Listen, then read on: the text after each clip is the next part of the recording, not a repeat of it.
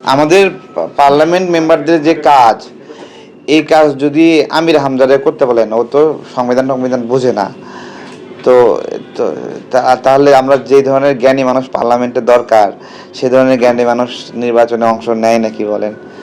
তো পার্লামেন্ট মেম্বারদের কাজ আইন প্রণয়ন করা। আইন প্রণয়ন জ্ঞান কতজন রাখে? হ্যাঁ, ওখানে আইনমন্ত্রী বলতেছে, সালাউদ্দিন ভাই বলতেছে, সবাই ভ্যাগ তাই আছে, কেউ কিছু বোঝে না। হ্যাঁ, তো তো ওটা তো মনে হয় আমার কাছে কোচিং সেন্টারের মতো লাগে, যে কেউ সবাই শিখতে গেছে ওখানে, তাই না?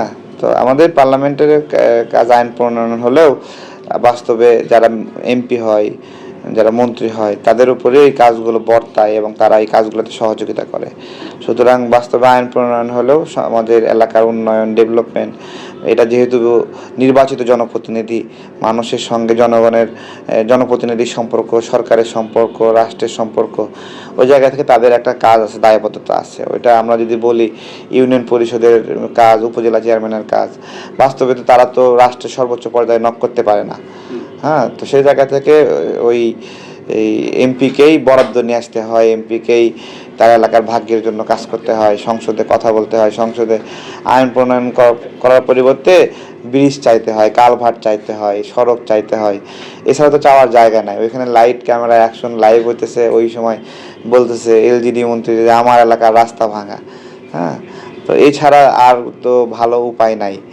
আর আমাদের সব ডেভেলপমেন্ট ঢাকা কেন্দ্রিক, ঢাকার বাইরে ছোট ছোট রাস্তাগুলোর অবস্থা, ডেভেলপমেন্টে নজর নাই। এই ঢাকার ভিতরেও দেখবেন শুধু মেইন সড়কের দিকে বরাদ্দ, ভিআইপি রুট যেটা সেটা বরাদ্দ, দেখবেন যে ভিতরের যে রাস্তা, বাড্ডার ভিতরের গলিগুলোর দিকে যান, খুবই খারাপ অবস্থা। এরকম ঢাকার ভিতরে অলিগলিগুলো ভালো না। তো আমাদের আর হলো হাসনাদের কথা বলতেছেন, তো ওরা তো অপেক্ষায় থাকে আরেকবার বন্যা হয় না কেন বাংলাদেশে। হ্যাঁ, বন্যা হলে মজা হবে ওদের। রাষ্ট্র কাঠামোর ব্যর্থতা না, এটা নির্বাচিত প্রতিনিধির জনগণের একটা ডিমান্ড এবং আপনার হলো চাহিদা তৈরি হয়। সেই চাহিদাগুলো যদি না মেটায় তাহলে জনপ্রতিনিধি কেন সে?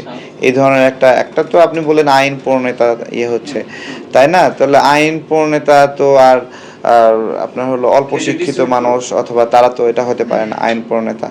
এটা সামগ্রিকভাবে জনপ্রতিনিধি, সম্পদের বন্টন, সম্পদের জবাবদিহিতা, এগুলো এগুলোর একটা মানে কমিউনিকেশন আছে এখানে জনগণের সঙ্গে। হ্যাঁ, সুতরাং এইটা বলে পার পাওয়া যাবে না তাদের কাজ শুধু আইন প্রণয়ন করা। শুধু আইন প্রণয়ন করলে তারা কে ভোট দিবে? জনগণ তো আইন প্রণয়নের জন্য তাকে ভোট দেয়নি। জনগণ দিছে তার মানে ভাগ্য উন্নয়নের জন্য ভোট দিচ্ছে, তাই না? জনগণ কি ভোট দেওয়ার সময় আইন প্রণয়নের বিষয়ে মাথায় রাখছিল? তারপর প্রতিশ্রুতি দিয়েছিল কি আইন প্রণয়ন করব? কেউ কারো প্রতিশ্রুতি ছিল আমি সংসদে গিয়ে আইন প্রণয়ন করব? না, সে কি কি পরিবর্তন করতে চায়, কি কি বরাদ্দ আনতে চায়, কোন কোন সমস্যা দূর করতে চায়, এই প্রতিশ্রুতিগুলো নিয়ে সে কাজ করে। বাস এরকম পড়ে দেবে এইরকম করে ফেরিতে করে নিয়ে যাচ্ছে। এদের কিভাবে শিখাবেন বলেন এইরকম করলে? হ্যাঁ, তো ট্রেনের উপরে মানুষ গাদা গাদা করে উঠে পড়তেছে, এটা হ্যাঁ এটাই তো। তো কিভাবে এগুলো নিয়ন্ত্রণ করবেন? তো তারপরেও আমাদের সড়ক বিষয়ে শিক্ষা শক্তিশালী করার মধ্য দিয়ে এগুলো নিয়ন্ত্রণ করা সম্ভব। আর আমাদের রাস্তাগুলো 4 লেন করার মাধ্যমে যদি এটা শেখ হাসিনা সরকারের একটা বড় উদ্যোগ ছিল 4 লেন করা। আমি যখন আমার উত্তরবঙ্গে যাই 4 লেনগুলোর কারণে খুব নির্বিঘ্নে আমি গাড়িতে ঘুমায় যেতে পারি। হ্যাঁ, যে অন্তত ওই পাশ থেকে আসা কোনো গাড়ি আমাকে ধাক্কা দিচ্ছে না। কিন্তু আগে যখন যাইতাম তখন জানলার পাশে যদি বসি সাঁ করে চলে যেত গাড়ির, মানে একটা মানে টেনশন। তো এইটা আমাদের সবগুলো সড়ক এরকম 4 লেন করলে একটা নিরাপদ ব্যবস্থাপনার দিকে আমরা যেতে পারবো।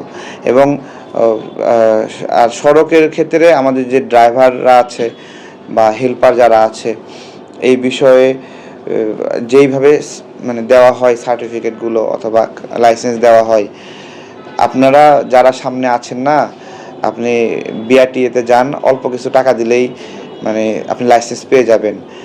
এইভাবে লাইসেন্স দিলে সড়ক নিরাপদ থাকবে।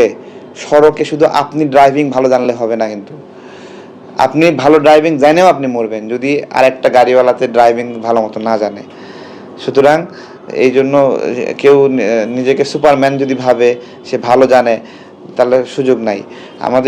আমাদের বিআরটি এই জায়গাটা না ডিরেক্ট ওয়াশিং মেশিনের মধ্যে ঢুকে এটা ওয়াশ করে বের করা দরকার।